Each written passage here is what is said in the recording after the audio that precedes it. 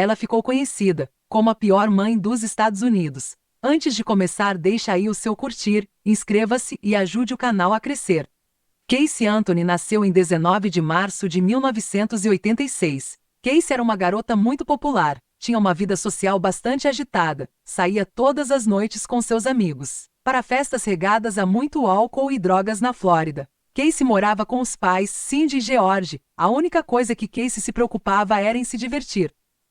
A relação que Casey tinha com seus pais era bastante conturbada, sempre haviam brigas pela forma como Casey vivia. Seus pais queriam que ela tomasse um rumo na sua vida. Tudo piorou quando foi descoberto depois de alguns meses escondendo que Casey estava grávida, e seus pais proibiram Casey de colocar a filha para adoção.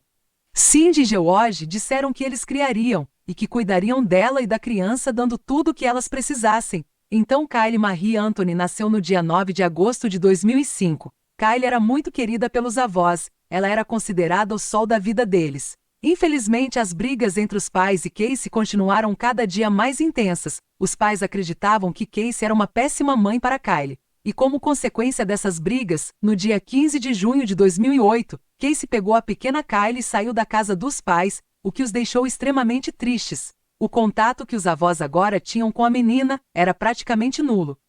Os pais de Casey ligavam todos os dias para falarem com a menina, mas Casey dizia que havia contratado uma babá para ajudar a cuidar da criança, chamada Zeinada Gonzalez, e sempre dizia que eles não podiam falar com a menina, pois ela estava ocupada, ou passeando com a babá, ou tomando banho. Casey tinha sempre uma desculpa para que os avós não pudessem falar com a menina.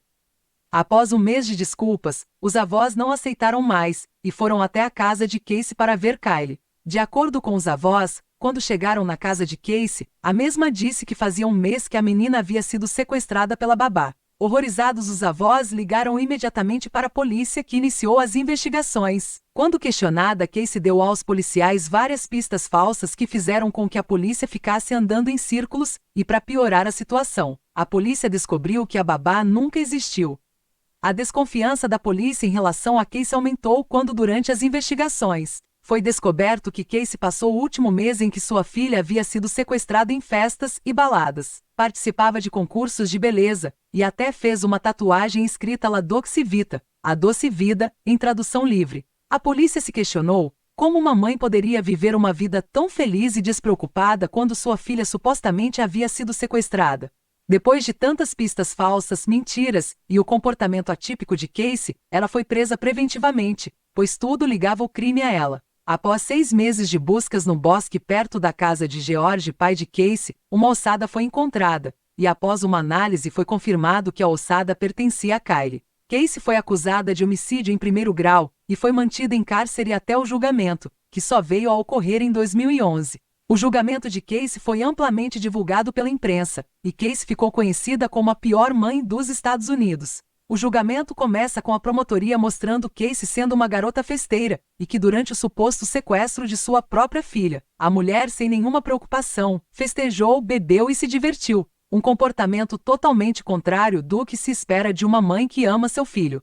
Essas observações logo são eclipsadas pela impressionante declaração de abertura de Baez, advogado de defesa, que afirma que Kylie se afogou na piscina da família, e que George, pai de Casey, tentou encobrir a morte acidental. O principal advogado de defesa também alega que George havia molestado Casey, despertando assim seu hábito de mentir para encobrir a dor, e que Kronk, o trabalhador de serviços públicos, encontrou o corpo de Kylie e o plantou na floresta. Tomando o depoimento como a primeira testemunha, George nega que tenha molestado sua filha ou sabia alguma coisa sobre o afogamento de Kylie. Nas 6 semanas de julgamento, a promotoria sustentou que Casey usou clorofórmio para anestesiar a criança e vedou seu nariz e boca com uma fita adesiva até sufocá-la, para depois jogar o corpo em um matagal em Orlando, na Flórida. O médico forense que analisou a ossada de Kylie disse em depoimento que não foi possível determinar a causa da morte da menina, devido ao alto grau de decomposição do corpo, mas que pôde determinar que ela não havia sofrido nenhum tipo de trauma, visto que não havia marcas nos ossos do corpo ou cabeça. A única coisa que permanecia intacta foi uma fita que cobria a boca e o nariz da criança. Simon Beer, o gerente da empresa de reboque que apreendeu o carro de Casey em junho de 2008, testemunha que encontrou vários veículos com cadáveres durante suas 3 décadas no negócio, e que o cheiro do carro de Casey era consistente com essas experiências passadas. Um especialista forense explica como a quantidade chocantemente alta de clorofórmio, um produto químico liberado pela decomposição, bem comum que pode ser usado para deixar alguém inconsciente, detectado no porta-malas do carro, levou à conclusão de que um cadáver estava realmente presente. No entanto, seu depoimento é desmentido no dia seguinte por um cientista do FBI, que compara o nível de clorofórmio no porta-malas com a quantidade encontrada em produtos de limpeza domésticos. Um designer de software testemunha que alguém pesquisou por clorofórmio 84 vezes e também pesquisou termos como ferimentos na cabeça, baço rompido, trauma no peito e sangramento interno no computador doméstico dos Antones em março de 2008, durante o horário normal de trabalho de George e Cindy. Mais tarde, o designer relata um erro em seu software de detecção e determina que o usuário visitou um site relacionado ao clorofórmio apenas uma vez. Em um dia crucial para a defesa, Cindy afirma que foi ela quem pesquisou o clorofórmio em seu computador. Ela confirma que procurava pela palavra clorofila e acidentalmente clicou em clorofórmio. Ela também testemunha que uma mancha encontrada no porta-malas, supostamente causada pelo corpo em decomposição de Kylie, estava lá quando a família comprou o carro 8 anos antes.